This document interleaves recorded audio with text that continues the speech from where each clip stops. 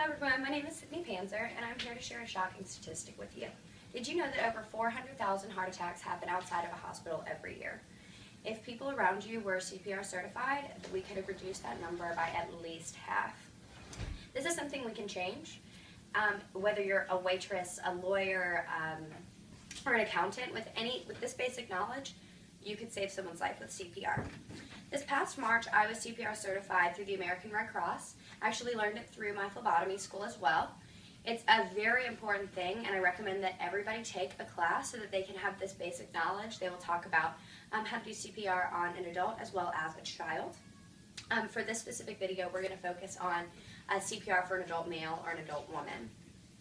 Also, I have to say that by watching this video, that does not mean that you're CPR certified, and you should definitely attend a class at the American Red Cross. So let's say we're all in a shopping mall, and there's a 40-year-old man, probably about 200 pounds. You see him grab his arm, and then he falls down to the ground. Immediately, the first thing you're going to want to do is survey the situation. Make sure that you and everybody else around is safe, and it is okay for you to approach the person to start CPR. If you're in a shopping mall or in a public place, surely if someone falls, there will be other people around looking around and seeing what should be done. You're going to want to take control of the situation, point at one person and ask them to immediately call 911, say that this person does not have a pulse and is not breathing, and we're about to administer CPR.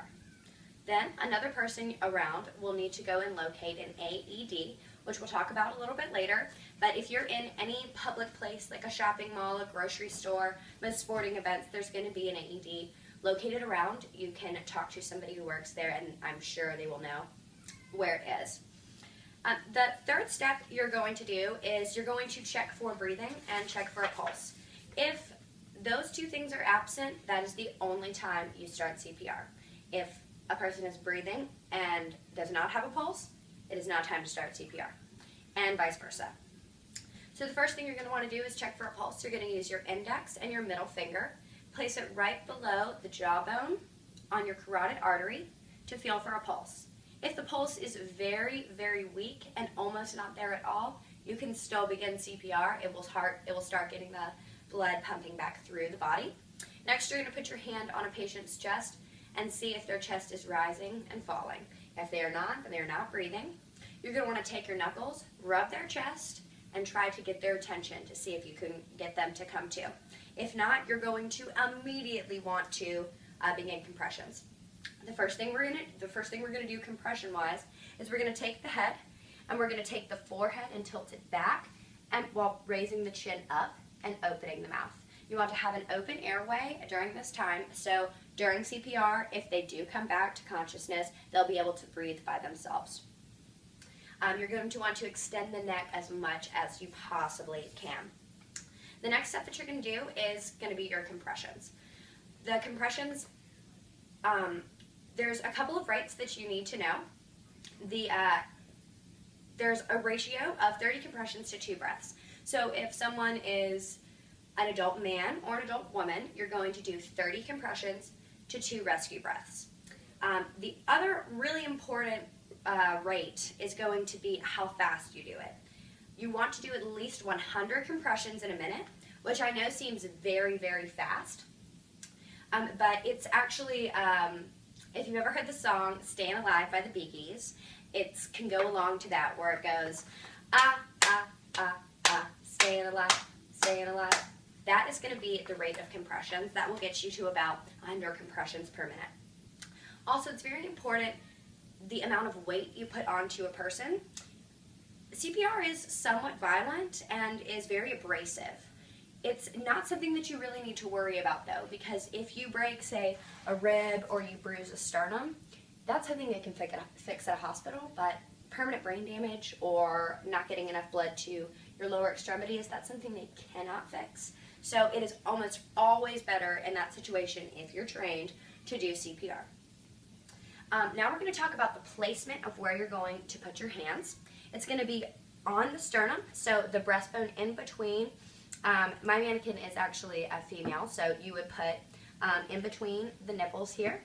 You're going to place your hand, the palm of your hand here, and place this finger, all these fingers in here, while keeping this straight. You're going to want to have your arms right on top, your arms and your shoulders right on top of your hands, so that you can use your full body weight to push into this person. Like I said, these compressions need to be about 2 inches deep. That's kind of hard to measure, but I'm about 100 pounds. If a man was about 200 pounds, I would put almost all of my body weight on this person. Like I said, it can be abrasive, but it is very necessary. The most important thing is you don't want to bend your elbows. You want to keep them straight and locked and put pressure straight down as hard as you can. So I'm going to show you a compression of 10 instead of 30 just for the sake of this video, and I'm going to count out loud. Ready? 1, 2, 3, 4, 5, 6, 7, 8, 9, 10. It's very important to understand the rate of these compressions. If you do it too fast, if you move at a pace that says like this, you're going to be putting your heart actually into fibrillation. It means instead of pumping the blood into the places that it should be going, it's all just staying in the heart. The oxygenated blood is going nowhere. It's kind of just sloshing around, and that can actually do more harm than it can good. Same thing with if you're going a little bit too slow. If you're going too slow, you're not going to have the blood pump through the body, and especially up to the brain, which is where we definitely want that blood flow and that oxygen to go. The next step you're going to do is rescue breathing. So we're going to count out loud for our compressions. We say we've done 30 compressions. Now it's time to do a rescue breath. If you are in the shopping mall and you do not know this man, then I completely understand that you would not want to place your mouth personally on his mouth. And that is absolutely all right. Even with just hands CPR, you can save someone's life. You have about 8 to 10 minutes of blood flow that still has oxygen in it. So you do not need to do the rescue breaths, but by all means, if you're comfortable with it, if you know the person and you're not worried about any type of disease, feel free to do breaths. So after these 30 compressions, we're going to do 2 breaths. What you're going to do is the head's going to be tilted back. You're going to pinch the nose, open the mouth. You're going to create a suction with your mouth and breathe 2 deep breaths, taking a normal pause in between like you would if you were breathing. You're going to want to watch the chest rise and fall. If you do not see the chest rise and fall, then you have not done the rescue breath correctly, and do it as quickly as possible. It is important. Immediately after you finish your rescue breaths, begin compressions again. It's a very taxing thing. If there's someone around that can do CPR as well, make that known that after 5 sets, you're going to be tired and you're going to need someone to step in. And that is absolutely all right. It is more important to do effective CPR than to do it the entire time. The last step is now you sent someone to go to get an AED. An AED is an automated external defibrillator. It is basically a simplified version of what you see doctors use in hospitals to shock people back to life. It's going to, every AED is different. So wherever you are, it's going to be a little bit different.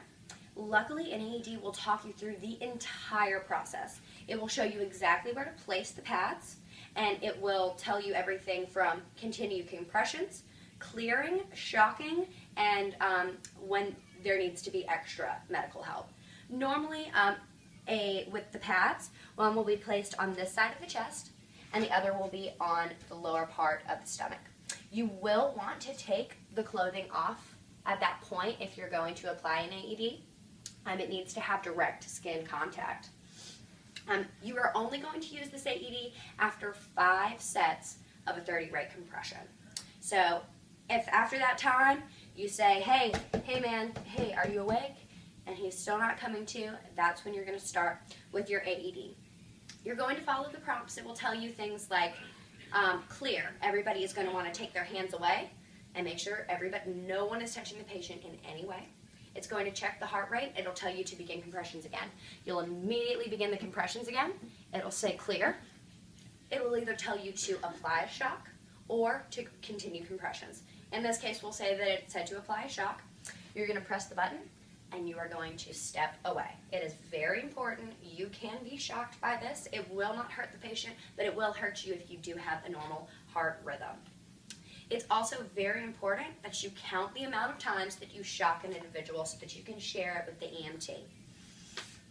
So basically this was just The basic steps of CPR, like I said before, I encourage everyone to go and take a class so that you can help save a loved one or even help save someone that you've never met before. It's an absolutely amazing thing. The American Red Cross has classes all over the place in hospitals, parks and rec places, anything like that. So I encourage all of you to do that, and thank you so much, and you have a great evening.